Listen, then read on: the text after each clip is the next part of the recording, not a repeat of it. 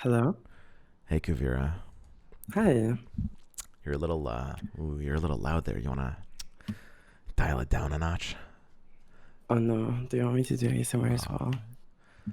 what do you think, chat? I'll let you guys decide. Mine won't be as good as yours. All right, Kuvira, what do you think about my initial impressions of these cards, buddy? I think they're pretty accurate. I only disagree with Dragon Guard Lookout. Mm-hmm. I think um I think Dragon Guard Lookout is actually insane. I think that card is crazy. The fact that it's summon, I can see that card in like a Shadow Isle Demacia deck It's where you true. can run and stuff like I don't know, like Chronicle or whatever, anything that actually summons it back. The fact that it works with like with the harrowing, when you just harrowing and you instantly get a rally if you're on the defensive turn without needing to actually pay. It's like a Tiana but 6 mana, basically. So that's where you see its utility. It's just because it's got the summon keyword, which means you can reuse it Yeah, and just like the fact that it is a body that is reusable, unlike Relentless Pursuit. yeah, exactly. And if the meta is like full of notifies and denies, I think this could easily be better than Rally for sure. I see. That makes sense. I like where your head's at, And Kuvira. thanks. I like where my head's at as well. Um, can we talk about the 9 mana card? Because I don't actually get it. You, Like, you why don't would you? understand why they would print this? Yes. Kuvira, who knows why they print half the things they do? It's 9 mana, kill you in 3 more turns. Why would I do I'm that? basically 1/8 I'm gay. confused. It puts them on a clock. What do you mean? What clock? Like, it's a slower clock than Letros. What is this? I think. Anyway, Okay, so the thing about dragons is I think they're gonna be like really rampy, right? Because like I think you have enough dragons in it. If you're running the Eclipse ASL version, you're definitely running like the 3 copies of the ramp dragon herald lady, right? right? And And just run mobilize at that point, right? And then you can oh no. play this bad boy on turn 5, Kuvira. I don't fucking know. Yeah, no, this card is shit. Sure. Why are you flaming the card? He's doing his best, Kuvira. Come on, No, man. it's fine. That looks like a great dragon. It's like Yeah, what? Kadrigan. Like this is a Kadrigan supportive stream, Kuvira. It looks I great, was doesn't it? expecting something like more epic, like Alexstrasza or something, like 9 mana kill your opponent or something. Like this shit is like 9 mana. Wait, it doesn't even summon anything. It's like whatever. Okay, next card. But Kuvira, it grants your other dragon allies Yeah, it's Grant, everywhere. not Give. True. Yes, it's Mm, permanent and it gets everywhere. +2/+2. What do they do sure. against that? That's Nothing. like 2 fury charges each. Yeah. Mm, yikes. Um. Okay. Eclipse Dragon looks kind of shit as well, but I think it has definitely more potential than the 9 mana card. Like just because you can play this on 6, and I can see this on 6, like a 6 mana 7/5, and it ramps you into your next dragon in a way. Like you can play this, and then you can next turn you can play 2 or 3 dragons, like on turn 7, which is like not terrible if you daybreak with this. Just play ASOL. I'm never playing ASOL. No one's gonna play ASOL. That card is not playable. Stop trying to make ASOL work. ASOL It's is not pretty gonna work. okay. As bad as ASOL is, Eclipse Dragon does make him playable. How? I didn't say good. Okay, look, listen. Because you play Asol on like turn 7, turn 6. You can play a turn 6 Asol, Kuvira. What do they do against that? You mean turn 7? Just play 2 Herald of Dragons. What do you mean? You think those 1/1s are gonna live in your board? Yeah, what I think. what are they gonna do? What are they gonna do about it?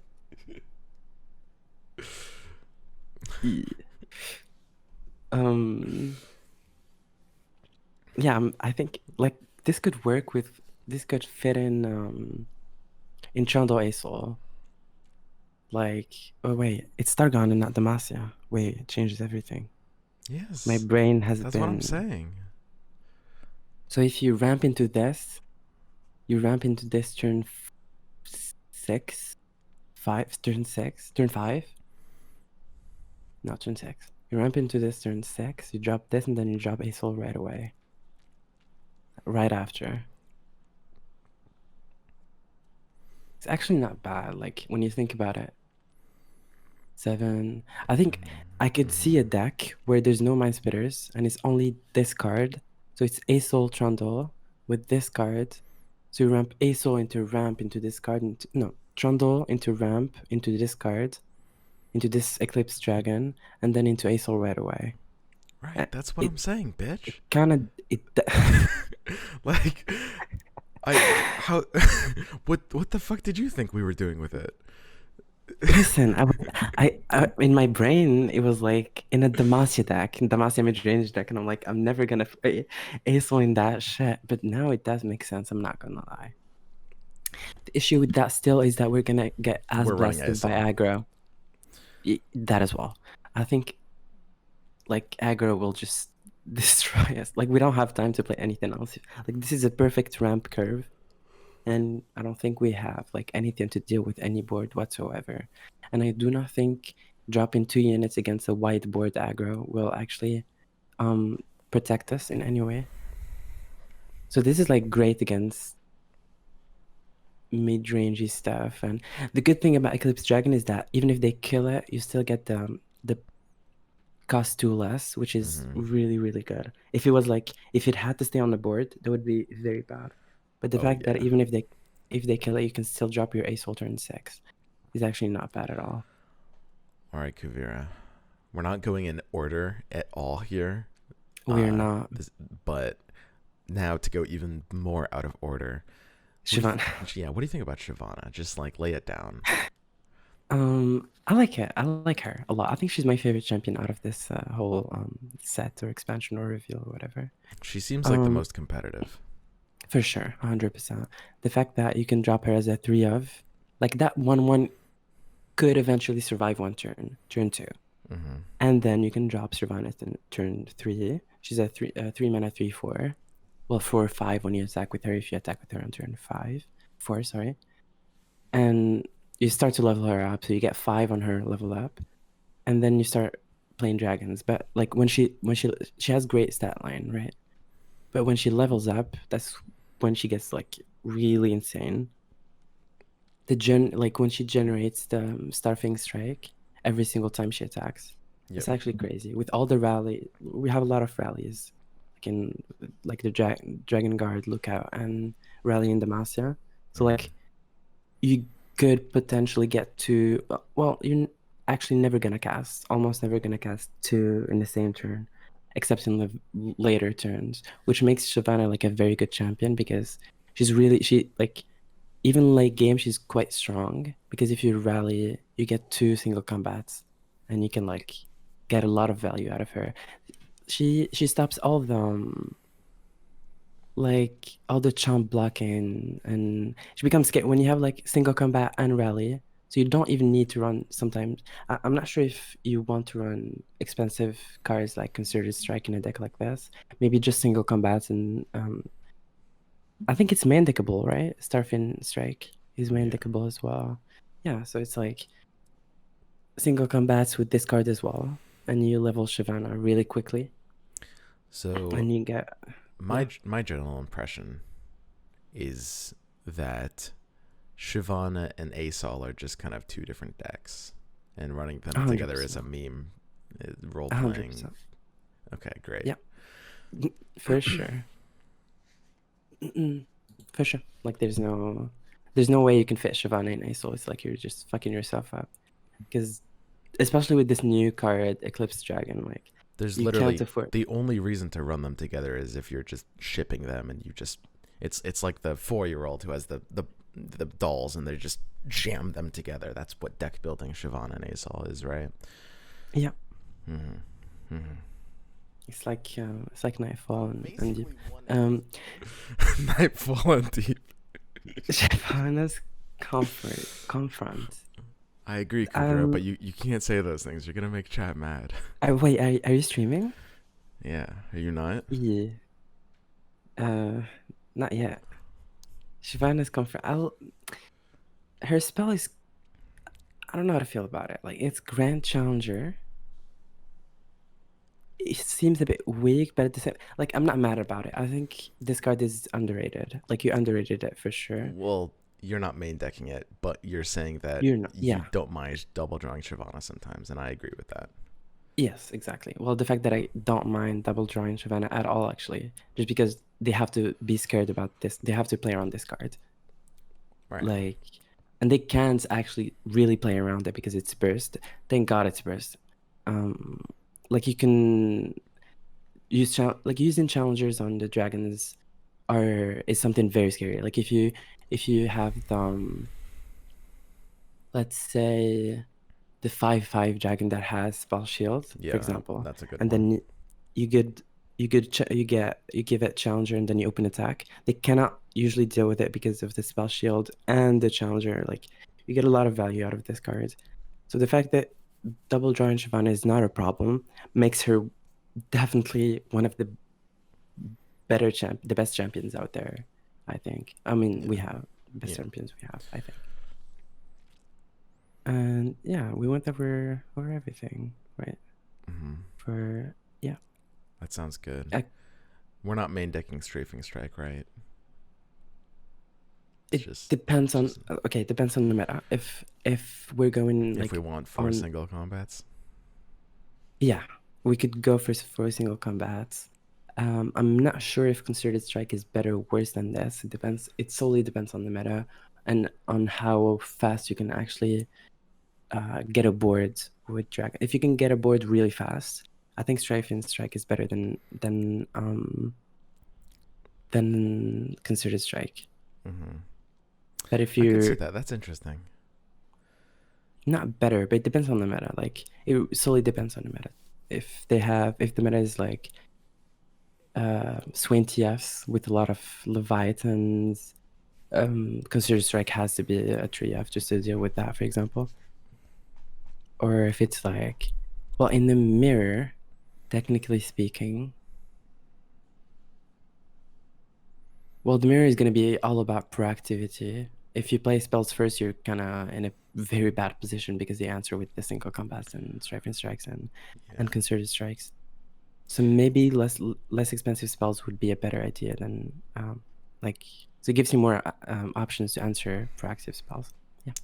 I do actually agree that I did underrate Strafing Strike a bit because there will be certain mirrors where you could actually run it, certain metas where you could run it over Concerted Strike in that slot. Mm-hmm. So it might actually see play. It's not a bad card at all. I think the healing that won't matter that much. It will matter in the mirror because of the healing, because of the trades you're gonna make. But yeah, it truly depends. I don't think it's a bad card at all, and I don't think single combat. We'll see about the ratios. Could be 3 single combats, 1 strafing strike, and then 1 concerted or 2. It solely depends on the meta, to be honest. The ratios on these 3 cards depends on what decks we're seeing on ladder. If we see more aggro, you're obviously gonna run more strafing strikes than concerted strikes. And yeah. And then lastly, you said that you like Dragon Guard Lookout because it has the ability to reuse its body for the rally. Can we dive deeper into that? Because I still can't really see that working in a Well, deck? Give me a scenario. I sure. Well, that was just like a bonus point thing. Like it wasn't the main Oh, so reason why. you're actually just putting this into your dragon's deck. It it depends. I think this is a good card. If you curve like not as a 3 for sure, because I never want to double draw this. But I think this is a solid 2 or 1 Mm-hmm. because they cannot do anything about it. Like they can't with the other card. What is it called? Citrus. When you know that they have citrus, you can like block. So they open attack, right? And you block every single thing. Yeah. And they have to use a card. They have to use something, make it rain or something to get the rally, which makes citrus like an 8 mana card, sometimes 9 or sometimes 0 if they have warning shot. But they have to use a card slot and citrus to get the value out of it if they block everything.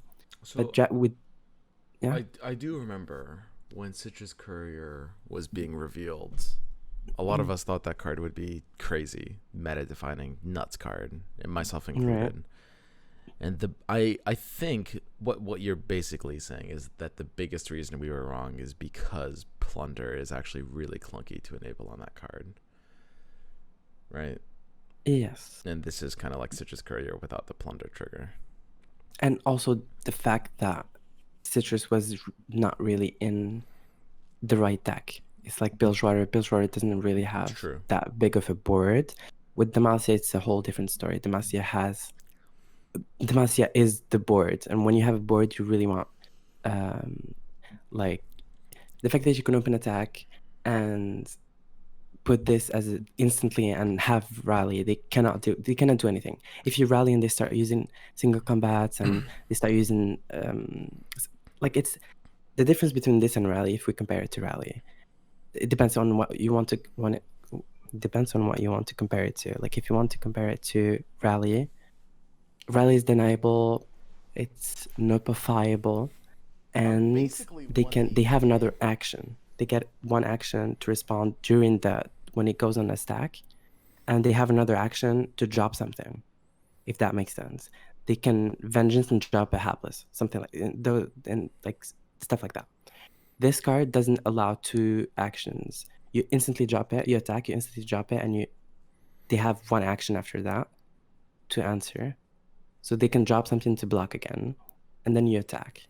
Mm-hmm. So I do think a lot of people are looking at this card as a worse Citrus Courier because it has worse stats and because it doesn't heal everything. And I think that's really wrong because I do think it's in a better region, and I do think the healing from Citrus Courier actually didn't matter that much usually. And I think that yeah, it'll be much easier to trigger than Plunder. I think all of that's true. So I do agree with you that this card shouldn't be looked at as a worse Citrus Courier. However, I still think you'd rather run Relentless Pursuit. I agree with that. Oh, well then what the hell are we talking about? I'm talking about 3 of Pursuit and 1 of Dragon Lookout. Dragon Guard Lookout. Okay, you're crazy. I'm not crazy. You're I running think 4 this is pursuits? You're hell nuts. yeah. If this is hell yeah. Wait, how could like it makes sense? Why would you not run 4 pursuits? Why would you That's not rally for 10? too many pursuits. I mean, or you could run. It depends on the meta. If people are running Notify and Denies, you'd rather run this than rally, like straight up. If like against the Lee Sin deck, for example, you'd rather have Dragon Guard Lookout than rally, because the rally is deniable. It truly does depend on the meta. If we see a lot of denies and Notify, this card is better. Could be. I think Nopify is a big deal for sure Yeah. for Relentless It's gonna be Pursuit. big. It's gonna be Because big. Relentless Pursuit against Deny, if you have pressure, which you have to have pressure for Relentless Pursuit to even be a good card anyway, the opponent will be forced to tap out under 4 eventually, and then you pursue and kill them. But Yeah, Nopify's presence in the meta could actually, I could definitely see Pursuit getting a lot worse because of that. Yeah, I think that as well. Notify is great, especially after these reveals. It stops strafing strike. It stops single combat. It stops, yeah, these two especially. And we're gonna see a lot of these two because Shyvana looks very strong, to be honest.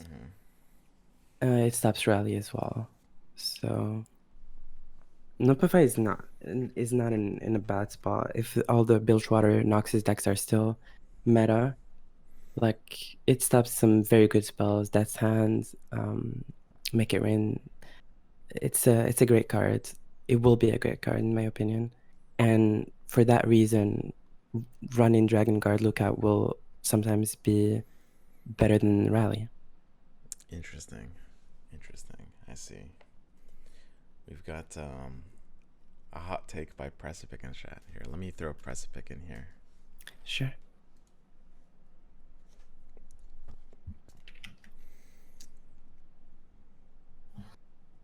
All right.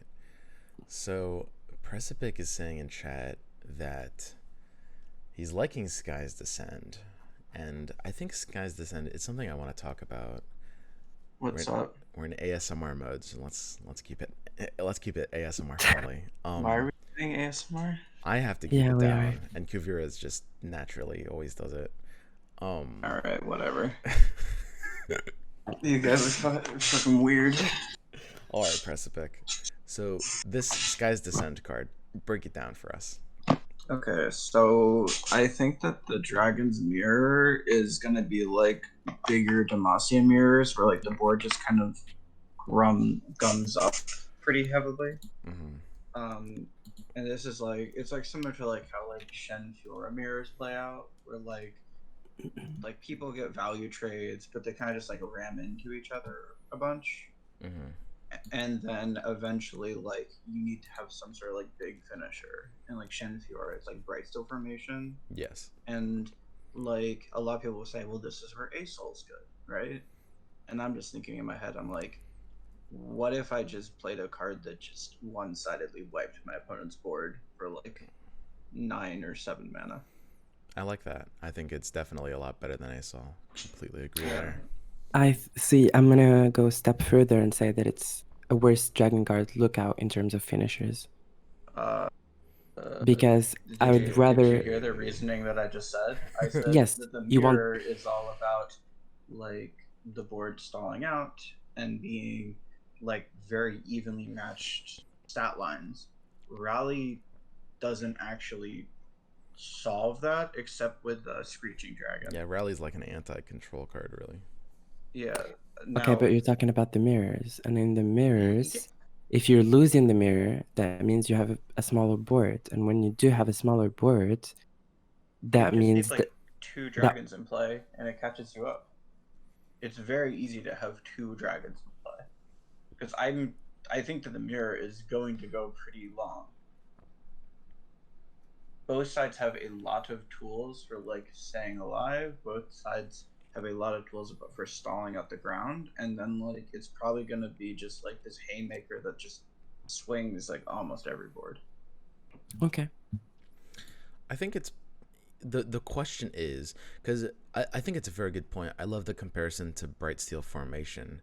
The question is it better than Brightsteel? Because I could still see running Brightsteel depending on kind of like the meta. There, I can imagine it's much better. Think about the action economy, right? Yeah, like you're answering 5, maybe even 6 units for 1 action. Like that's nuts. It's pretty good. I'm imagining though a lot of the board states, like I feel like it also doesn't get notified too. Like it's so good. There's a lot of board states that happen like near the end of these kinds of mirrors. It's not like super common, but you'll see it definitely from a very relevant amount of times where it's like both boards actually have pretty narrow amounts of units. Like it's kind of like a 2v2 and both players are just kind of trading super evenly and they're both like low on resources. And I feel like there's a lot of cases like that where formation can still decide the game where Sky's Descent might struggle. I do like it over Formation overall, though. I think Eclipse Dragon is another like I think the dragons that generate random dragons are another reason why like board states like that won't really happen, because like you're always going to be deploying more like things. You're always going to be like with especially with the fact that like Eclipse Dragon also makes a celestial, like that's a really big deal for Sky's Descent. And because like you can like get in like a charger in there or something like that to like reduce the cost. So how are you getting the Nightfall out of Eclipse Dragon exactly? I'm envisioning that these games are really grindy and that they can end up being something that goes to like turn 8, turn 9 pretty frequently. For sure. And like if they go turn 8, turn 9, you can definitely get the Nightfall out of that card. No, I think that's true. I mean, I think Eclipse Dragon is pretty great in that role. It's like the random dragon follower will on average actually be really valuable. And also the first half, the Daybreak half, is already just like really strong because it lets you double spell on turn 8 in a deck that just never can double spell. Like for example, imagine like going like Eclipse Dragon into like 5-drop into like a 3-mana 5-drop dragon plus a 5-drop dragon. Yeah. Like also I think that you probably still run Radiant Guardian in this deck, and that's like another thing that contributes to these games are gonna go long. These games are gonna be drawn out, like sort of thing like that, and you're gonna want to have just like a completely over the top win condition for that sort of spot. Yeah, that makes sense. I do think that I like the Sky's Descent as an option. I do think Eclipse Dragon is going to be good. I very much agree that like mirrors can go, not always, but can a very often amount go just insanely long with Demacia. And we are going to see a lot of Demacia mirrors in this upcoming patch. And I'm like very certain that the Shyvana deck is going to be tier 1 because I think the option of going turn 1, play turn 2, play the ramp 2 drop into turn 3 Shyvana is just going to be like really backbreaking for a lot of matchups. Yeah, I agree. It's like the turn 4 Trundle back again. Yeah. Shyvana's a crazy card. And then I also think that Shyvana decks also have a lot of tools to be teched for a lot of different matchups, which is really good. For example, like if Lee Sin doesn't get nerfed, you can play the 1/3 now. That just like completely hoses them. Like you can, if you're having trouble versus aggro, you can run like Guiding Touch and Radiant Guard. If you're like having trouble versus control, like you can run like you can make your deck really greedy with Asol and like Eclipse Dragon and stuff like that. Like it's just like it has so many options that like in my head it can't possibly be anything but like a very big deck in the metagame, just because like it doesn't matter what the metagame looks like, it always has options for how to build itself to beat the metagame. It's just mid-range. Yeah, it's just Demacia. Like it's the kind of thing that will never really be bad. So are we all in agreement that we're running 3 Heralds in the deck? Because I don't see wouldn't. Yeah, I agree. I the mean, 2-mana 1. Oh, so you're not running 3 Heralds, Kuvira? No, I am. Okay. I was. Yeah. I think the one that's more interesting is I think that you run 3 of the egg catcher thing. The 1/3 from Yeah. yesterday.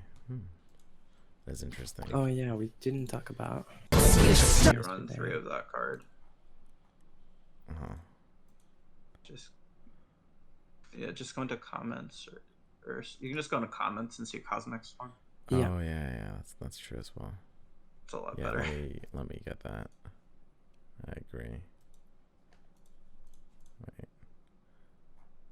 Wait. The curve is it's just like Egghead feels like that sort of like Solari Priestess sort of like I have like a unit that's like just in play that is like gumming up the ground while generating me some value, and it's just like there's like the low end on this card. It's not really that low, and the high end's like really high.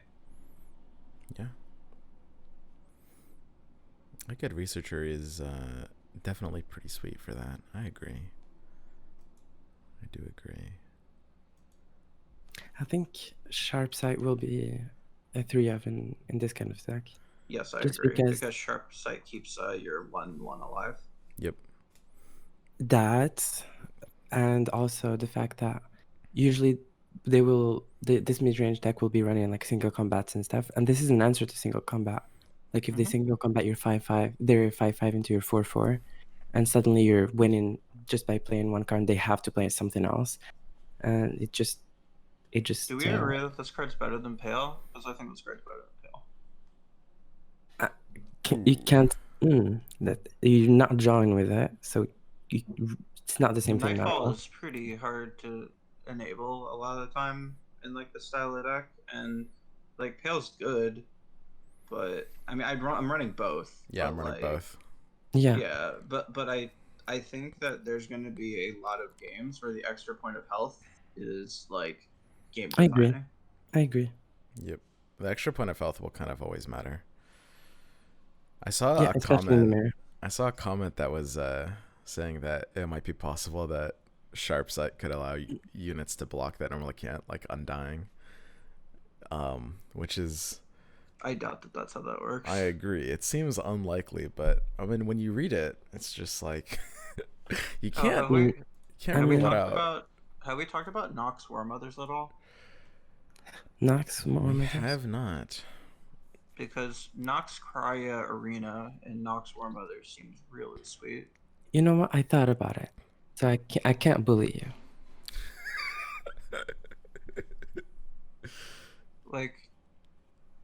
like as like a 1-of or something like that in that deck, it seems like you like have that in play and a Trundle in play, and your opponent just kind of wants to end it all.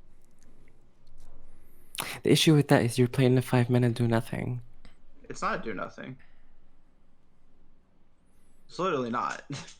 The card literally is at on that spot. It's a single combat that can't be responded to. I mean, you can see a card right here on the screen that can respond to that. What do you mean? The Scorch Earth. The kill it You damage. can't respond to it. Like, it happens at the end of round. No. You just kill it. That doesn't go on this like stack. The round ends, you get to regen back. No, they play the 5-mana landmark and you play Scorched Earth. Oh, sure. Okay, you're saying just destroy the landmark. Yeah. Sure. I mean, if Scorched Earth is very, very commonly played, then yes, this card's not very good. I agree. Okay. I thought you were saying that you could kill it when they the damaged, like that, like you fight and then they kill your Trundle or something. Yeah, no, this is so exciting. This is ASMR stream, right? Yeah, ASMR. Yeah, okay. Nick, give us your best ASMR. Please. I'm really excited right now. That's awful. That's just fucking Jesus Christ, dude. What the hell? I wasn't built for this shit, dude. Kuvira has it in his blood. He has the ASMR genes. I don't got that. I'm ratchet, alright? Can you do a let's go like in ASMR voice, please? Let's go. That was pretty good. That wasn't bad. Yeah, it was actually really good. Thank you. Got me a little worked up. I'm not doing ASMR because I don't care. Yikes. I'm really excited for Shyvana. I already made so I made it. I want to make a important point. I made my dragon list already. There's like 70 plus cards to put in this deck. Like, I think that people are gonna have like extremely varying lists, which I think is really cool because with my 40 card deck, I was like, man, there's like so many good cards I still want to put in this deck. And I think I'm excited to see. It's not like Control F whatever. It's not copy paste. At the end of the day, we're all gonna be copying DBG, so whatever. I mean, you're probably gonna copy me, but it's whatever. But point is, I'm really happy that it's not just like you search the dragons, you put them all in one deck. Like, there's so many cards for this deck and so many different ways to alter it for the meta. Two points I want to make, I guess. One is that people can be creative and express themselves with their way they want to build the deck, because this deck can be built in so many different ways, which is awesome because that makes it fun to deck build. And the other thing is that if the meta ever changes, I think Precipic mentioned this earlier, you can tech not too loud. You can tech a lot of cards. You can tech like Guiding Touch and like Radiant Guardian versus aggro, or like more control. You can play more like heavier cards because a lot of like expensive things. Yeah, Cool. yeah. I mean, There's it has to be a tier 1 archetype.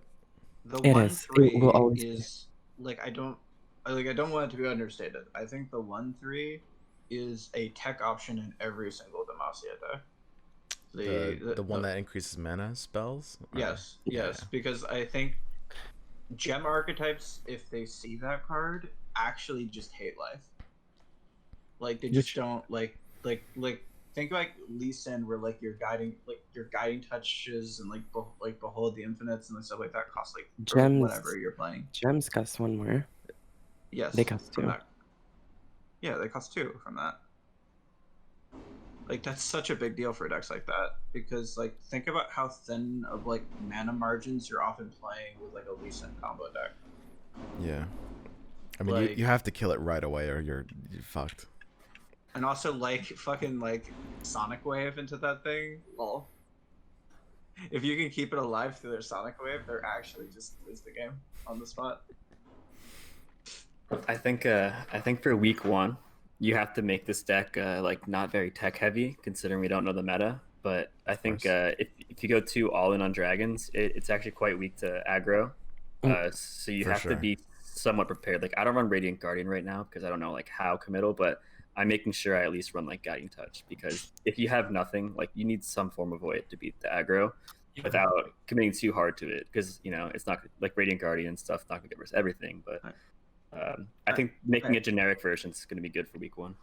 Let's have this discussion. I think that Fuse Firebrand's awful. Thoughts? It's pretty The good. five- It's The hard 5 to mana fit. 5/5 that has spell shield. I'm acknowledging the fact that that's spell shield. I think think that the card sucks. I think that card is the best dragon. I think it's- that- I think it's That pretty card is good. straight up better But than the- Shyvana. Let the Dragon Wars begin. I think that card is better than Shyvana. I wouldn't say it's the best dragon, but I also wouldn't say it sucks. I mean, it's not a hot take to be between those two extremes, actually. I think You guys have My taken thing the with only it- 2 hot takes. my thing with that card is I just think it's always going to be suboptimal compared to other options. Like Just what? Literally always. Screeching or Radiant. Radiant. Screeching or Radiant is the thing. I think Fuse Firebrand's better than Radiant because Yeah. it just fits the deck like so much more. Like Radiant think is more so, of a yeah. meta thing. Really? Yeah. I think I that think so. Radiant. I think we're running like at minimum 6 single combat style effects in this deck. Those are good. And- Those are good depends. Fuse Firebrand too, though, because they can't stop the single combat, and then it has Fury and stuff like. I think- Yeah, but that's not. That doesn't matter. The thing is that Radiant Guardian plus like those effects is just game breaking in a lot of Here- matchups. Well, Here's what Radiant I is would good do. against aggro. Here's what I would do for week 1. For week 1, you should probably just like start with Fuse Firebrand, and if there's a lot of aggro, you just switch it to Radiant Guardian. That's why this deck like has to be tier 1, because it's just so Yes, flexible. Like that. exactly. There's no way I this agree. isn't tier 1. I agree. And Precipic, Radiant Guardian's a really good blowout against aggro, but I think you might be underestimating how big of a liability it would be in the mirror. Like when you go into a mirror, like the one player has Radiant and one player has Fused, that counts for the level up Shyvana, that is discountable by Herald of Dragons. That's such Alright, a big the difference Shyvana maker. level, the Shyvana level up thing is a big deal. And it's a 4 mana that is 5/5. probably the only thing I've heard so far that I'm like, okay, I buy that. It's a 4 mana 5/5 with spell shield. I've played dude. I have played Fuse Firebrand in a lot of decks, including Dragon decks, and the card has always felt underwhelming to me. Now I'm questioning my build. Like I want to build another deck. Like I could build like 5 dragon decks and still have more cards that I want to make a new. Like, have you ever had those card games where like there's so many cards you can have like the exact same deck, but you just change 3 cards and then you just get change 3 cards and there's like infinite versions. Like building this deck was so excited. I didn't even get to put We in have a. played Pokemon. Pokemon. Pokemon's so fun. I mean, So what did you guys think about? realistically, this is a deck you can cut Concerted Strike from now, Yeah. which is Yeah, crazy. I like Concerted Strike. I think What do you you still guys- run it. What do you guys think about Dragon Guard Lookout? Like, I don't know how I feel about that card. We talked about it. Awful card unless you literally are just trying to play around Notify. Okay, well, Other than that, that's the only card that makes. can I give you guys a meme concept that someone in my chat said? Hit me. Chronicler of Ruin plus Dragon Guard Lookout? Well, you can do that too, but you use harrowing. You use harrowing dragons, and then it gives. I've never heard that. I've never heard that. I love Harrowing plus Rally Effects. That sounds like a fantastic. very cool idea. Okay. Yeah. Anyways, No, didn't mean. so what do you guys think about like Vox and Eclipse Dragon and the 9-drop? Like, I kind of came in a bit late. I want to hear. I really like Eclipse Dragon. I think that Eclipse Dragon makes running that other 7-mana one with like Scout and Fury completely irrelevant. And I think that Eclipse Dragon enables some really gross turn 8s. Yeah, I think Eclipse is definitely the strongest, and the other two are kind of poop. Yeah, I think Asol's probably a more reliable finisher than the 9-drop, but it is pretty decent. I also Oh god. I mean, it's not Next bad. Asol. Oh yeah, I'm running Asol. One of Asol is defensible. Like you are. It's an end game you can search off Dragon's Clutch. Like, you just have one deck building slot for like if the meta has a lot of ramp and a lot of like Dragon's long Clutch. games for Shyvana, then you want to have like the end game way to win, or your deck won't be strong enough unless Eclipse Dragon's your top end. And then obviously you play Mind Splitter, right? Mind Splitter's nuts. Or no? Or, I thought it was nuts. Mind Splitter. Or... Mind Splitter's definitely nuts. One split is pretty good. Okay. Yeah. It's so hard to gauge like how low to the ground you need this deck to be, because like, what's the meta going to be? Is it going to be everyone goes to turn 10, or is it going to be a meta where like you can kill people with this deck by turn, like 8? I think it's going to go down pretty late. There's a build of this deck where you can kill someone by like turn 7. Okay, I have a question, or rather something we could discuss. Yes, Kuvira. Could this deck ever be better with Freljord? And I'll explain. I think like if this deck is running a lot of single combats, Freljord has the best combat tricks, like Troll Chant and Flash Freeze, etc. So like if in the mirror, if I'm running Freljord and they're running Targon, could Freljord be better just because of the combat tricks? See, I still think. I mean, this is why I think Dragon's Descent is so good. Is because the thought process is like that. Is that like that you're like relying on like these like things to beat my interaction in like single combat, strafing strike, like concerted strike. You're relying on like all of these like tools. Maybe you're like relying on some sort of like mind splitter stuff to like stun 2 of my dragons, and then I just like skies to send you, and then like the game ends. I don't think it's worth leaving Targon for Freljord for the battle tricks, because there's already a good amount of battle tricks in Demacia. With I mean, in Targon, like you have Pale Cascade and you have the Sharp Sight, and I think that the fact that you get like Mind Splitter and Dragon's Clutch and stuff, and I think Vox is good in the mirror because it has 6 defense. But I think Herald of the Dragons is a pretty nuts card. That's Targon. Wait, that's Targon? Yeah, you can't. Yeah, So the biggest I thought issue... about that. Freljord has a ramp card as well that costs 2. I don't know if we're running a lot of like heavy stuff. Like I don't know if Nick wants to run Asol, so if like you're running Asol, you could run that 2-mana cards. Like, Healy is running 1 Asol. Okay, then this doesn't work. That was just a discussion. Don't I blame. think a big thing. This isn't towards Kuvira. This isn't towards Kuvira. This is in general.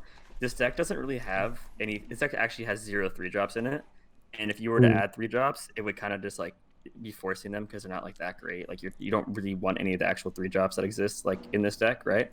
So your best 3-drops are White Flame Protector and Shyvana and Discount. Granted, you won't always have that. That's why you have like 9 of the 2-drops. You can play a 2-drop on 3 as well, if to mitigate that if you don't draw the Herald. But I think that I think that Herald is like essential for this deck, and that's why I think it Yeah. should be in Targon for sure, along with other cards. Yeah, Okay. I think it's just impossible to escape Demacia Targon. Yeah, just because of Bastion and stuff like that. I mean, they've got all the tricks. They've got Pale, they've got Guiding, they've got. I mean, that's part of like Nick was saying. The deck is Omega flexible, and Targon's a large reason for that, right? Yeah. Like. Yeah. I mean, new Bastion. Demacia is another big reason now why the deck's so flexible. For sure. Like the tools that Demacia got at the new expansion cannot be understated how good they are. Like Yeah, Demacia Targon is a very, very, very strong combination. Like Demacia has the board, and then Targon has everything to deal with the opponent's board, like with the combat tricks. Sometimes Right, it's like, sorry, go ahead. What about Shyvana's Confront? I don't think this goes in a dragon deck, but I think this card maybe has potential in certain archetypes. Like main deckable? Yeah, well, no, yeah, like main deckable potentially. Like my thought is like this Endure? card. Oh, sorry, go ahead. I was thinking more like this card with like regen units, like Trundle is pretty good. Like if you go like Shyvana's Confront on a Trundle, and then you have like a Trundle with Challenger that just starts like gobbling up your opponent's units for free. That's like pretty good. Okay, I'll explain why this is bad. If you wait like 2 more turns, you get Ice Pillar, which lets you do that for free. I think at and also like I think if you 3 send mana, your, it's just too expensive. yeah, if you send your Trundle with Challenger into something and they just flock your Trundle, you're just kind of crying. I'd rather. You can beat Flock with Trundle decks. Yeah, but you're spending 3 mana proactively against a deck that has 7 flocks. That's fair. You I also think like most of the power of cards like Garen and Trundle and anything you'd like to use Confront on, most of their power is like the card pool in the game actually has no efficient removal against units at that level of mana cost, like 5 mana, and that's why Gangplank is good too, because like he's kind of too cheap to Vengeance. Thermo Beam is like the only counter against like a mid-level card like that. Oh, but like if you use Confront on it, then it makes Vengeance good. Yeah, or Will or whatever. Sure, that's fair. But it is still a very good card. If you draw 2 Shyvanas, it could get you a lot of value. I'm just like, like I just looked at the card and I was just like, it's a great card. This does have synergy with like those sort of effects, but like we haven't seen a Grant Challenger before, I think. So it's a discussion point. Yeah. Okay, and so then like the question is like, what is like the greediest possible build of this deck? Because like, then what's the most like aggressive possible build of this deck? Because like I feel like we all can envision like the mid-range version of this deck pretty easily. But like, what's like the version? What are those 2 extremes? I think that I want to hear it swim things. Actually, that's what I think. I think part of the reason it's flexible is because single cards can tech it really heavily. Like, I don't think you would change a lot of the build to flex that out. For example, you'd get a lot more aggressive just by running like 2 Relentless Pursuits, and you'd get a lot more like greedy just by running 2 Sky's Descends, or maybe even Bright Steel Protector, something that just allows you to win late game states. I think an aggro build is just going to be as simple as not like there's a lot of very appealing expensive dragons in this deck, and it'd just be playing all like the lower the ground dragons deck. Yeah, like that's I kind of want to try to build with that. Like I want to try make another dragon deck, like one with fused Firebrand and one without it. It's there's so many cards people are talking about. Like if you look at chat, they're mentioning a million really good cards that would all be phenomenal in this deck. But once you try to build it, you're like, wait, these cards are all so good, and then it becomes a lot of decision making on, okay, well I have to not play one of these cards, and exactly. I think that's just going to be, for aggro versions, just you can't play like Eclipse Dragon and stuff like that, even though it's really good. It's just a different type of dragon deck. I think in my head there are ways of building this where like your opponent can die like pretty early, because like I personally am not a huge I personally don't think that it's like going to be a standard build to do like 3 pursuit and like 1 Dragon Guard lookout. But if you build the deck to be like always curve out and always have a board by like turn 6, and then you just like always know that you're gonna have a pursuit, then like there is like potentially a way to build that kills people by like turn 7. Because like double pursuit hands like will almost always kill people if you have any board. I think it's a really strong aspect of this deck that you can't really counter it with elusives because they're running, what is it, sharp sight? Because normally, well, it's not just that. It's also that you can't really counter it with elusives because, like, of that pursuit build I was talking about too. Like elusives hate seeing pursuit. Yeah, that's true too. So it's like all you have to do is basically just tech against aggro and control. You're not really losing. I mean, apart from elusives, the mid-range mirrors you're losing are like maybe like heavy frostbite stuff, right? Possibly. There's not really another kind of mid-range that will outvalue Demacia. Yeah, I mean it's just the whole like Demacia is the king of mid-range because that's challenger, right? Pretty much, and just kind of like the best beef too.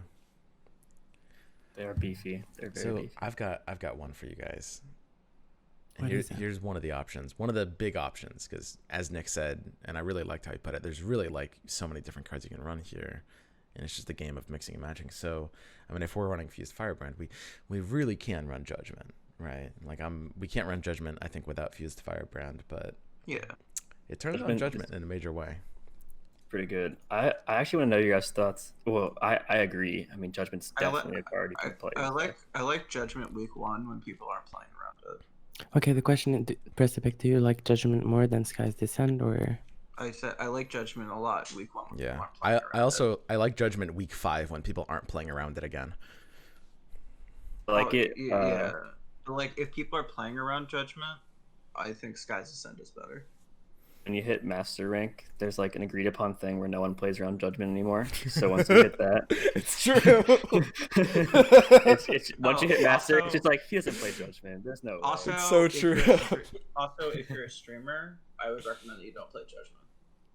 That's true. Not even wrong. So streaming, you don't get to have fun. What do you guys think about like Involius Vox? Some people think it's really good, some people think it's really bad. I like how it has 6 defense because it walls a lot of the other dragons. What do you guys think about Vox? Do you think it makes the cut? It's fine. It's a role player in the deck. Remind me what that card does again. Yeah, it's one that like when a creature with Fury kills a unit, you get to get a free dragon in hand. It's like a Fury 5 minutes, 6 mana, 5/6. Yeah, 6/5/6, right? It's the only 6 cost dragon, and it has 6 defense, which walls the 5 and lowers. Yeah, I think it's nuts in a dragon deck. I think it's trash, and I can explain why. I mean, let's hear why Dragon Guard Lookout is better than Vox.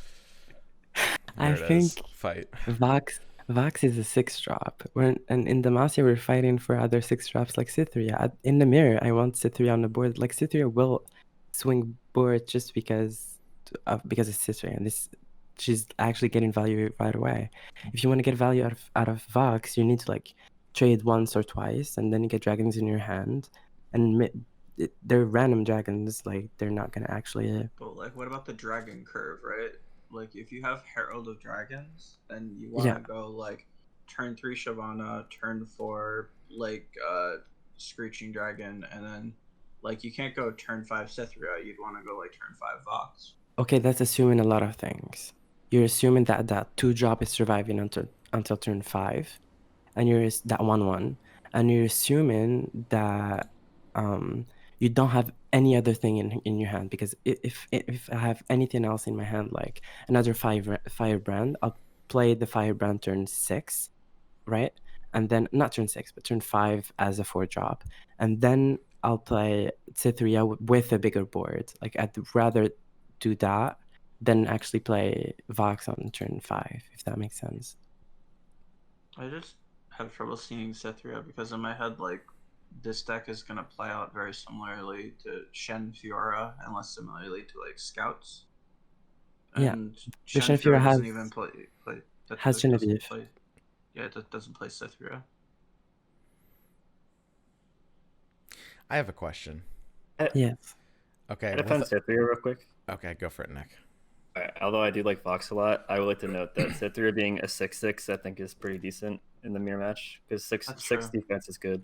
I mean Vox also 6 defense, but this does beat the Vox versus Cythria head to head. So you like Cythria better than Vox? No, I just like both of them, and I'm it's hard, dude. I'm telling you, once you try like actually building this deck, it's like impossible to like you want to put everything in it. They both sound great. It's a cop-out answer, but I do agree with Nick. Like, I agree that the real answer is that there's not really an answer. So here's a question. In the mirror, all the available tech cards, all the available options. If I have a Firebrand on board and 8 mana, how are you ever going to attack into me? You need to threaten double trick, basically. Like double single combat is like the only way. I think that you can like go like you can go Skies Descend, and then if you just pass back to me, you're so fucked. Yeah. I mean, Like, is that the only way to attack in? well, it's not. You don't even need to attack in. I'm saying that like if I go like fully wipe your board, and then you just go like and remove your spell shield, and then you go like hold up Judgment so I don't die, then I'm just like, okay, you just lost the game like super hard. What do you mean? How are you stopping that judgment again? He's saying you pass back. Yeah, you just pass back. You just like are like, okay, like your board is empty, you're burning 8 mana, and I'm so absurdly ahead on board, and I also popped your spell shield. Yeah. And then next turn your single combat or whatever your option is turned on. And it doesn't even need to be, because like at that point in time, because you only have one unit, a hand of like Pale Cascade, Sharp Sight will get through Judgment, stuff like that. Like at that point, you can literally just start attacking with like a single unit and win. Because you're so far ahead. I agree with the idea that you can easily play around judgment for sure. Mm-hmm.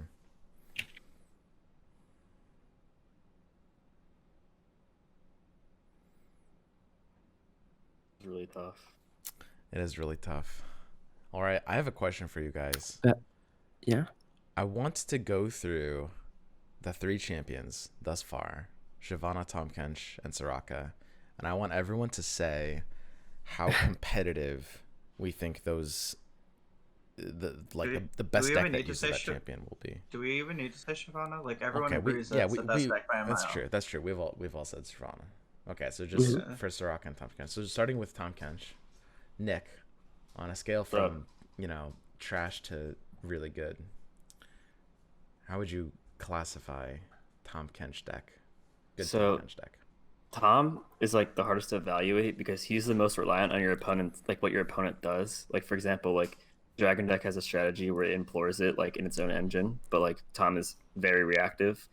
I think Tom's quite competitive. My only concern is that he might have the Yasuo syndrome, where it's like if you have your deck I've met a few people with the Yasuo syndrome. Yes, it's very tragic. People suffer from that every year.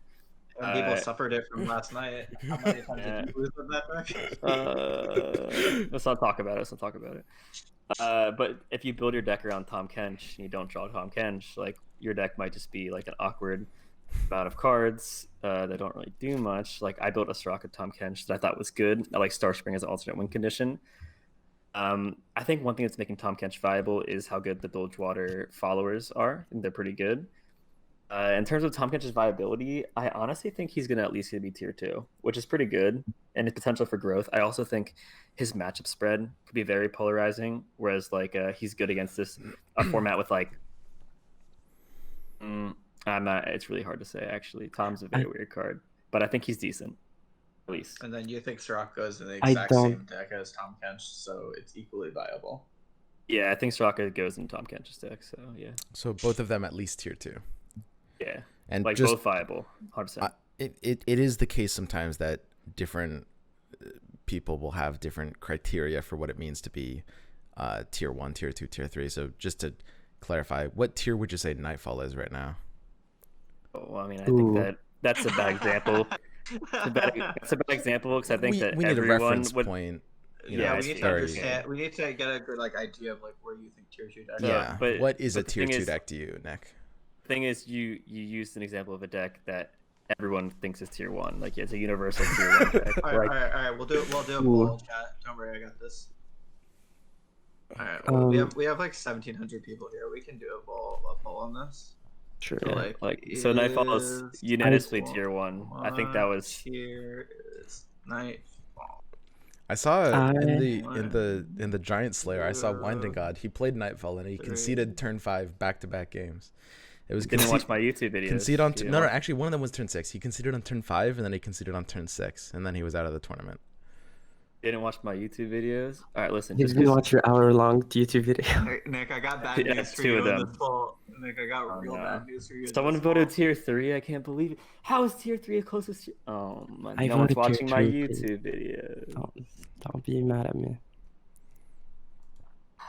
Man, how are people voting tier 2? Just because you I guys think people can't are voting Nightfall tier 2 because doesn't the mean that I polls can't looking play. Listen. right now. Wait. Tier 3 is beating tier 1. I just want to put that out.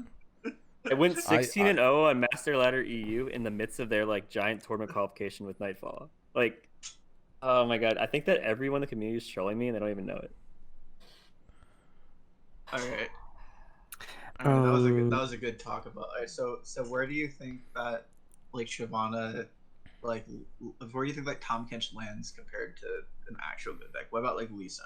Where do you think it lands? I'm not like. I mean, Nightfall is like a good deck, but anyways, I think that it's tier 2. Yeah, like if Leeson's tier 1, Tom's is like Leeson tier not 2. gonna get nerfed tomorrow or something? It doesn't matter. We're just trying to get an idea of where he lands the deck. Okay. Like, all right. Kench is like as good as like other tier 2 Katarina. decks, like Ash Sedge, like Ash Sedge and stuff. Like, dude, I think that Tom Kench could be like potential tier 1 based on the meta. Like, it's Tom Kench Soraka is definitely a lot better than most tier 2 decks, in my opinion. That's my take. I'm gonna. I think my point. I'm not as. I mean, I know that Tom Kench is. I think the worst champion, one of the worst champions. Yes, like, I'd rather play Aethel than Tom Kench. I think Tom Kench is. I'd rather play completely Nocturne than Tom unplayable. Kench. Me too. Yeah. Well, I'd also rather play Nocturne than Tom Kench. But for the rest of those, I think Tom Kench is Kench is not very garbage. good, I think I'd rather run Really bad. Katarina than actually Tom Kench. I'm that's a step too far. I'm proving you guys wrong now. I actually I'll explain why. Yeah, I was gonna be a another dragon thing, main. He's gonna drop Nightfall. I'm ready to hard disagree with Kuvira though when he says that Soraka's shit. Soraka's amazing. Wait, I'll explain and why. Tom Kench We are need still to explain together. why. We need to explain why Tom Kench is bad first. Wait. Kuvira, I have a question for you. Yeah. You and me queue up together, right? I'm playing Tom Soraka because I'm crazy with it, and you're playing dragons. How do you beat Star Springs? What's up? What do you mean? How do I beat Star Springs? I'll kill you on turn 6. What are you talking about? With his Dragon Guard lookout. With my capturing- Dragon Guard lookout. I'm capturing all your manses with my Tom. And then like, Star Springs is slowly healing me. Star Springs is slowly Okay. condition while I'm Tom Kench. I'll explain the flaw in this. There's a big flaw in there. I think that we get to you're proactively playing a slow spell, and I'm answering that with my single combat. Like you're paying mana on your 3/4 or whatever. It's gonna get smacked by one of my dragons, and you think that I'm not gonna. It's a 2/6. Hey, it's 2/6, whatever. Like it's not gonna work. You're just proactively playing spells that I can respond to, and you're gonna die because of that. You can't spend mana proactively. It will never work. That's really bad. Good. The eat had to cost 1 at most. We'll see about Yeah, I like Tom as a 1 drop We'll see about that. with the same All right. stats. So, Didn't know it was a Tom main until now. All right, so Soraka is 100% tier 2. 100%. All right, here we go. Soraka time. She goes with Tom. Listen. No, makes that is All not. right, That is all right. not why Opening she's tier 2. arguments, boys. Precipic, go first. All right. So I think that all of the cheap self-damage Bilgewater cards are very good. I think that Soraka has a lot of synergy with those cards. I think that turn 2 Boxtopus, turn 3 Soraka is a really dumb opener. And I think that Soraka also is a card that utilizes buffs really, really well. So like if you do like a Pale Cascade on Soraka, she's going to be trading up with most units at like at that point in the game. Beyond that, the card also is a value engine, which means that it helps solve a problem that mid-range decks like this usually have, which is running out of resources. Because if she flips, then she just starts drawing you a card every other turn. If she does that, then you can bridge to almost any late game that you want to. So Like, where if do you do see guiding, Soraka? What deck? some sort of Bilgewater Targon deck. Ooh, like And it's Tom. like, no. With what? I'm not sure, but it would probably include Riptide Rex. Alright, listen. All right. Posted a link I in mean, chat. I think think that some of Rex- you guys are sleeping on Tom controlling down the field, and Starspring just like getting closer and closer, and you gotta kill me, you gotta stop it, but then Tom's just eating all your stuff. Like I really like y'all sleep on Starspring. I really like Krusty Codger in my control deck. Sounds sick. Who? No, I'm joking. He's like, it's the 1-mana 2/2. Oh That yeah, is- okay. That is not a control deck card. Nick, we've we're past Tom Kench. The Tom Kench discussion has ended. Maybe you guys were, but Also, Fortune Croaker is also just like a pretty good card too. Like that's the Yeah. other thing about like a Bilgewater Soraka deck that's kind of interesting. So, what do you? The What's the other problem with champion, Bilgewater though? right now. What's other win condition? I don't know. Like, what is like another random win condition that you play in Bilgewater? That I don't exists know, in Bilgewater man. and That- Targon? You can't That's play so weird. Bilgewater I don't know, without an dude. If only there was like a option. champion that like could be like a win condition in Bilgewater. Wait, Yeah, Tom Kench is not a win condition though. Nick, Tom Kench is very far from a win condition, my friend. I think Tom Kench is a loose condition. What about a twist? Yeah, just run Twisted Fate. Yeah, Twisted Fate's fine. Right. Like, I thought it was a Shyvana main, but it turns out I'm a Tom main, I guess. because Kids have to learn. Soraka also draws you cards for Twisted Fate level too. Like, there's synergy there. Okay, I'll explain. I agree with everything you said, Precipic. Soraka is like the stats. Her stats are very important. Okay, her level up is not as important because if you want to play Soraka, you have to play her in not an all-in deck, and you're not gonna level her up as fast as you want to. So like you're gonna start to draw cards by like turn 6 or 7 if she stays on the board. So we don't care about the level up. We don't care about the effect. She's not seen, so like it doesn't need to be stays on the board. Okay. The problem with Soraka is not necessarily her as a card, but like the decks she can fit in. Right now, if you want to play Bilgewater, you have to play Bilgewater with Noxus, and even after the new cards, because you cannot beat dragons without the flocks, without the guillotines, without the other cards. Like if you play Bilgewater with Targon, I don't see you don't have a board. What's your board? You literally don't have a board. Those dragons are gonna. You do have a board because the early game Targon cards that you get from like the new expansion in this sort of deck are actually very good. Like what? Like all of the self-damage ones, those cards are quite good. Like, but like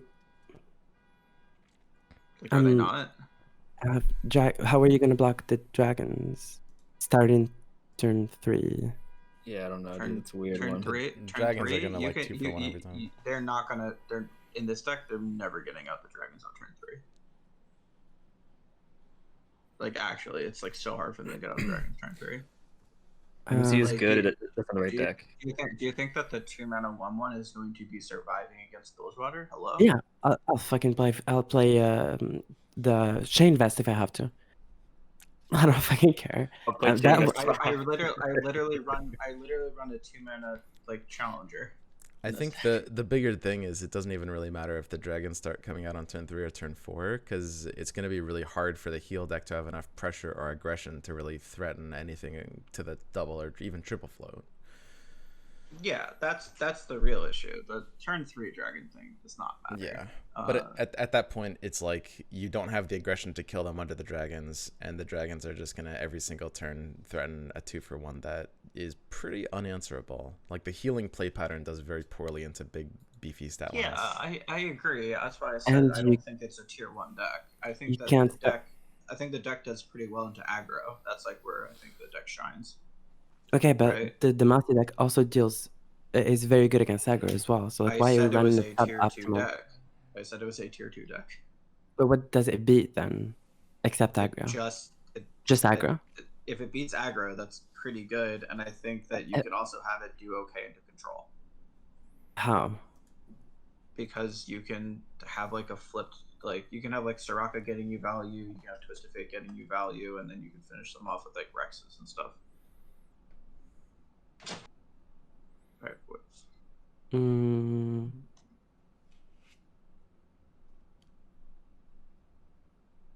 Yeah, I don't know about that.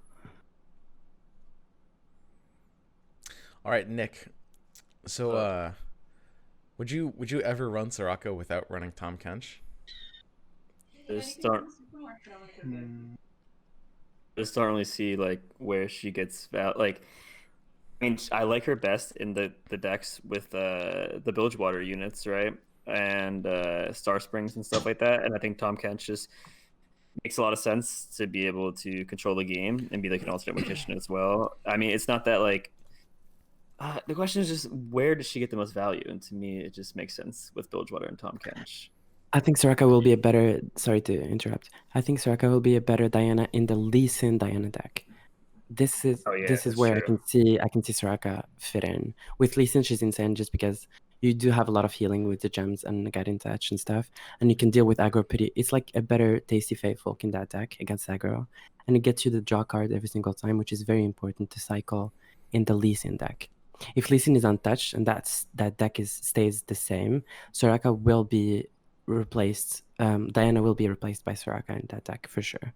Because it's just that the thing with Soraka is that she just has so many she just has such a powerful effect, and her stat line's so insane that I have trouble not seeing her find a home in at least a tier 2 deck. I think she could be in Lee Sin too. Yeah, she's just generically good and really easy to level up. Really easy to level up. You doesn't have to see it or anything. You need one Mentor of the Stones, and she just levels. So yeah, I think that she could definitely be Lee Sin Soraka. I think that Alan was talking about that a bit. I trust him, so that's pretty good. Who? Yeah, I think I agree with everything that's been said pretty much. That Tahm Kench is pretty much just garbage, that Soraka has tier 2 potential. That's not what we said. I wouldn't say that Soraka has to be tier 2 at a floor, but I do think she certainly has tier 2 potential. And then Shyvana's just kind of like tier 1. So we have a nice like kind of tiering, a hierarchy, like layers of a cake, you know, with Tahm Kench at the very, very bottom, Soraka in the middle, and Shyvana. Hey, Tahm Kench is better than Vlad. Okay, yes. I agree with Precipic. Tahm Kench is I disagree with that. I actually disagree with that. I think I agree with Kuvira. I think you guys I think Vlad is better. I think Vlad is better. I'm I'm not joking as well. I think Vlad is better than Kench. I mean, Nick, you agree Vlad is underrated, right? Can I get a soundbite? Whole world is trolling me, and I don't know if it's on purpose. Nick, you said to me literally a day and a half ago, Vlad is very low key, and the world will know the name Vlad. Correct. And I don't know if those are the words. I do think Kench is better than Vlad, though. I guess. Wait. To answer your statement, real quick. You should make the Vlad Tahm Kench deck. No, listen. To answer your question, That's some Yasuo syndrome if I've heard it. That's your not even question, Yasuo syndrome. That's like I okay. guess Tom is even more low key. I just didn't know it was this low key. I guess Tom's even I more. think Tam is just low. Still refuse. Nick actually plays Vlad. He knows how bad it is. He's just deluding himself. I played Vlad on stream yesterday. How many times did you win with it? I don't know if I won with it. Okay, listen, you gotta give up the Kench. Just bench the Kench. Is not gonna be played. Give it up. Kench is dead. Hasn't even start, but he hasn't even been born yet. Yeah, It's okay. It's just abort. Dude, what the fuck? You kids need to learn some manners. You're gonna learn some respect.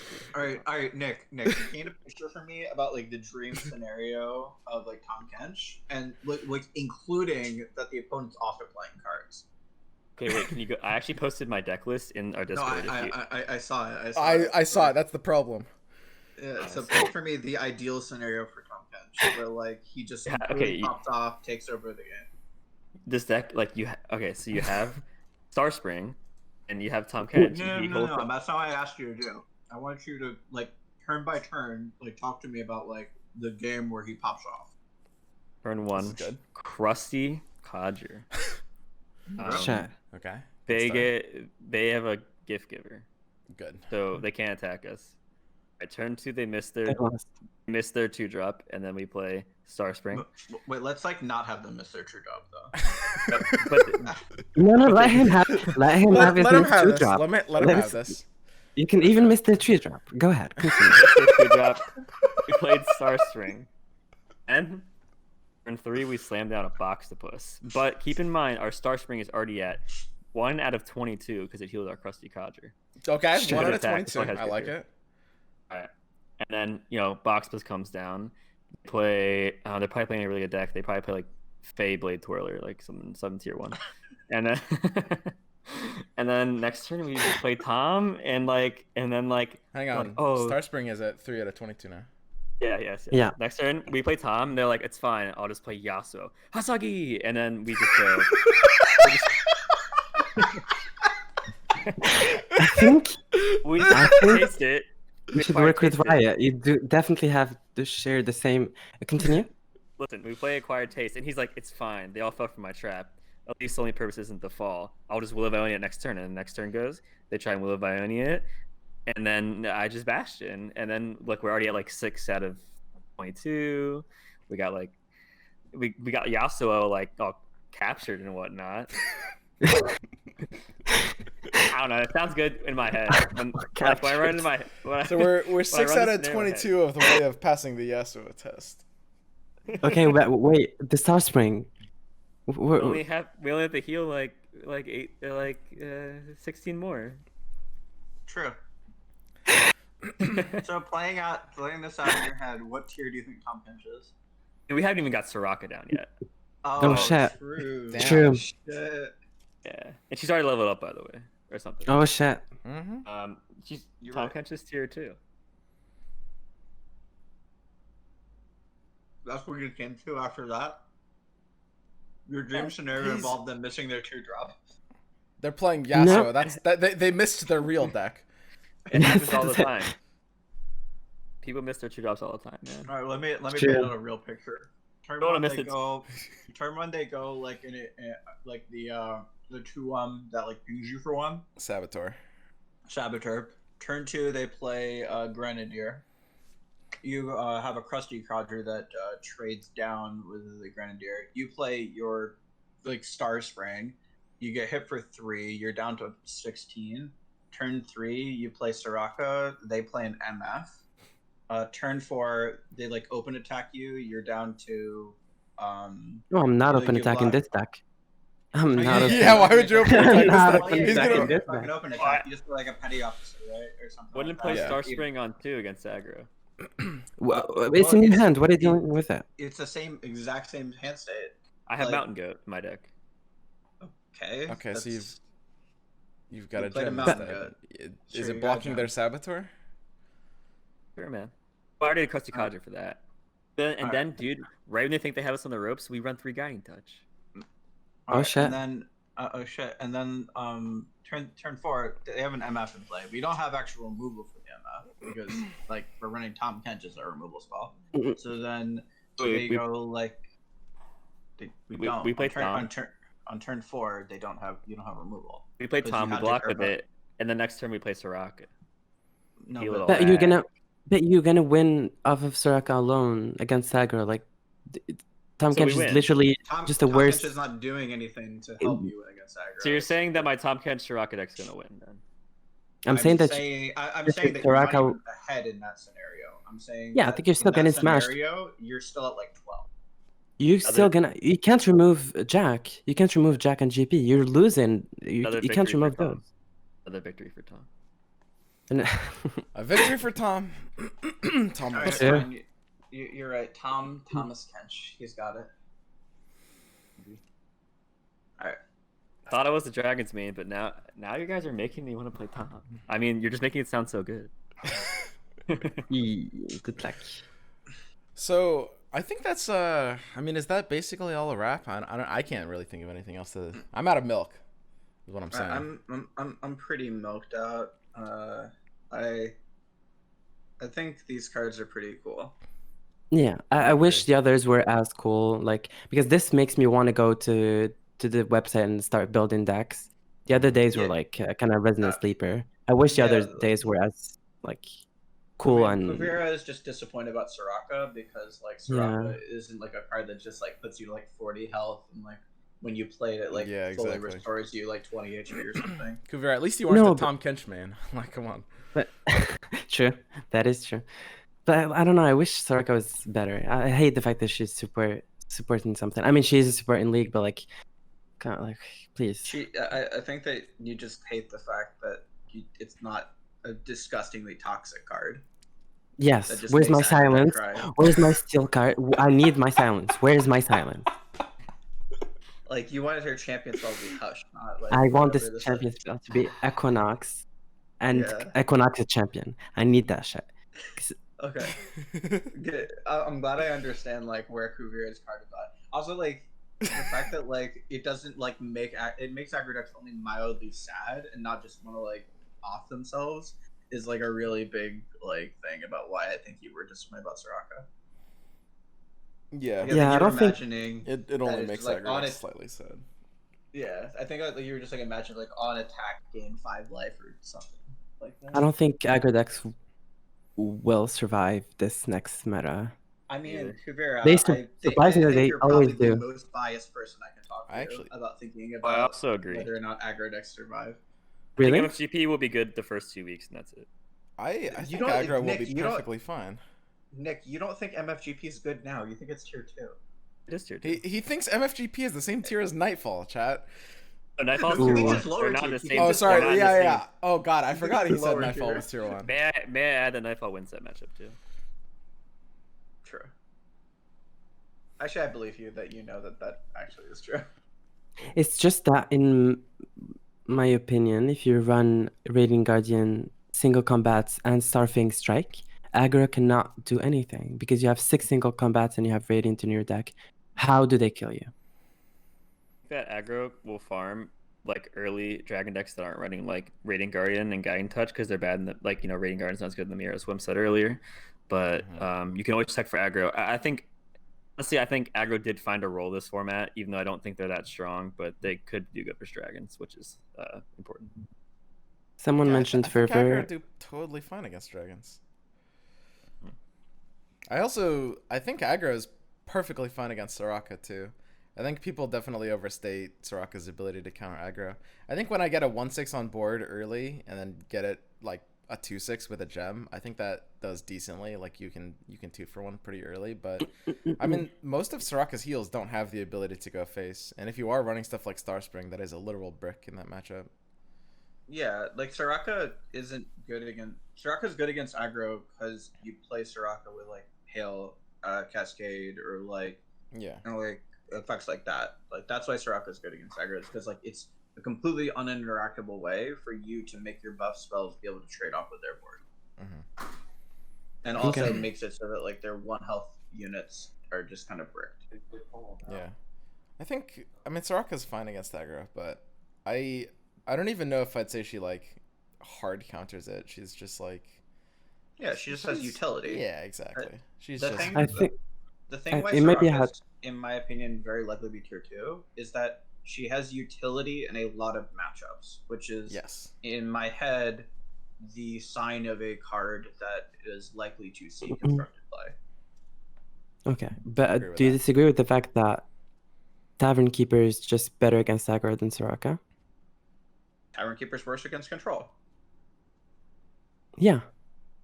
That's the point. So like is that, like, it has, like, Soraka has way more utility in more matchups. okay, best. Okay, she's just more flexible, is what you're saying. Yes. Okay. All right, guys. I think that's about all we got for today. Unless anyone Is had that any. Is this the last champion? For the set, like, are we Yes. not Yeah, getting yeah, another? That's the last one we got. The next set 2 months from now is gonna have Victor, Riven, and who's the third one? Zoe. But we do have cards tomorrow, if I'm not mistaken. We have the KDA cards, bro. Oh yeah, are those confirmed tomorrow? Yikes. Assume so. Wait, but are maybe those like not. actual cards we're getting in the game? Or Yeah, are they we like are. spells? Hell yeah. Epic spell cards. It said. Don't forget Wait, tomorrow, that's sick. Yep. That's gonna be awesome. I have Review another season's question. Not done yet. Do you know Another that people question. actually are like mad about the KDA thing? Like they're like, oh, it's gonna ruin the like flavor of the game or something like that. I think they're gonna be sick. I just want the board. So. Yeah, I think the flavor of the game has, it's I don't think it would tear asunder just with a couple of pop idols. Yeah. I think it's can't go lower than this. Can we talk about PNZ though? My question is about PNZ. I hoped PNZ for like new cards. Right now. Sorry? PNC has a competitive deck right now. They have one. One discard aggro. That's it. Yeah. Well, actually, they have two because I think. Oh, name it. That casino is also pretty okay. With like Jagged ooh. Taskmaster. Ooh. Yeah. No. That So is definitely a deck. I'm really It excited. is a deck for Porobot. sure. It's 40 Yeah. cards. I'm really excited for Porobot. I think Porobot's actually amazing, but a big thing about Poros is they have like Heart of the Fluff and like Daring Poro elusives, and then Sharp's like can just block them. Why? But like, here's my question: is why are we running Heart of the Fluff in our Poro deck? We're definitely not. It's a searchable one of win condition. Oh, Is Nick, it a win condition? we're definitely not running that. In our All right, Poro deck. we Yeah, need, we're I need not. that. I need to. All right, Silverfuse, are you still in the chat? If Silverfuse is in the chat, please let us know. Is Heart of the Fluff playable in a Poro deck? We need this vital We information. need Yeah. like, and I'm not talking about if you're role playing. Like assume that you're not role playing. Yeah. It's still less Condition.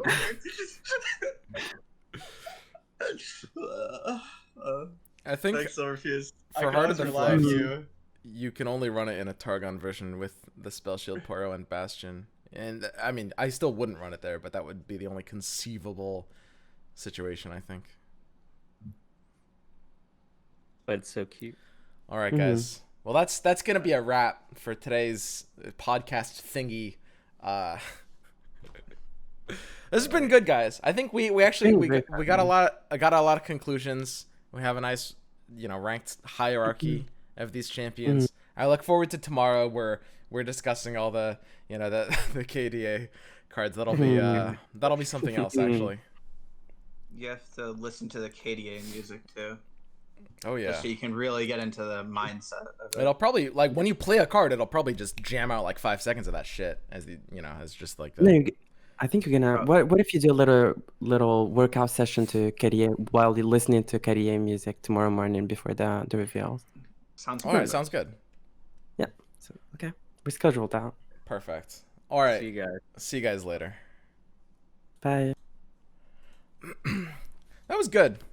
That was pretty great. We talked about a lot today, So wait, is it actually? Are we actually getting the KDA batch of cards tomorrow? Because I was gonna do kind of like a bit of a recap. I was gonna do a bit of a recap of all like the all the cards we've seen so far. Not tomorrow, on the 28th. It says. Yeah. Okay, so Nick was lying. The KDA cards are not part of the thing. It's a lab. Yeah, I think it's just a lab, and then maybe there'll be like card skins later or something. KDA is a future event. Yeah, maybe that'll be like the next little event or something. We're getting the rest of the expansion cards. Didn't he say, what's his name? I think it was Jeff who said it during one of like the Riot update things. He specifically said, we're doing more events. It's gonna be like the Spring Fest Blossom event, but a very different flavor or a very different tone or something. It was like, to me, I didn't realize what that was at the time, but I think, I mean, is that just a KDA event? I was thinking Halloween at the time, because like that would make sense because it's like spooky, but I mean, something like KDA would also be a very different flavor as well.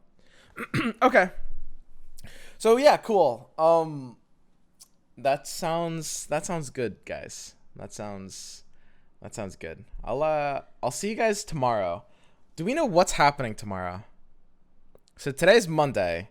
Tomorrow is balance notes if we're getting a balance patch. I don't like, people are still talking about whether we're getting balance patch or not. But tomorrow will be the rest of the cards, if there's any more cards. He's saying 2 more cards tomorrow. Ooh, so there might be more cards tomorrow. And then balance patch notes or something like that. We'll see. And then the day after tomorrow is just going to be the new set, the full launch. All right. So that sounds good. I'm looking forward to it. And just to let you guys know, I've reiterated this a few times, but I'm taking basically a week off. It's kind of interfering with the new set a little bit. I'm playing. So here's how it's gonna work. On Friday, I'm gonna be playing in the Giant Slayer tournament. Actually, I'm taking Thursday off because I have an appointment. So I'll play the new patch on Wednesday. I'm taking Thursday off. On Friday, I'm playing in the Giant Slayer tournament with the new cards, and that'll be interesting. I'll have, the lineup that I think is best, because I am a sweaty tryhard in tournaments. And then after that, I will take a week off. So I'm basically only going to be able to play the expansion for a day or two, and then I've got basically a scheduled little, I'm going to be visiting my dad and living on a little mountain area, and just kind of like take stock of things, just no electronics. It'll be a nice, just kind of like break from everything for me. I mean, yeah, that's how things are looking like. So yes, I'm not gonna be able to grind out a shit ton like right after the patch launch, but I think that's fine. Honestly, it might be for the best, because I often do that and just burn myself out. And then for the last week of the month, I'll probably just be like pumping out a bunch for the new set. But I might miss some of the early day stuff. All right, guys. But yeah, I just wanted to let you guys know kind of like where I'm at, where my plans are. And yeah, I'll see you guys tomorrow for the final news before the expansion. Good night, guys.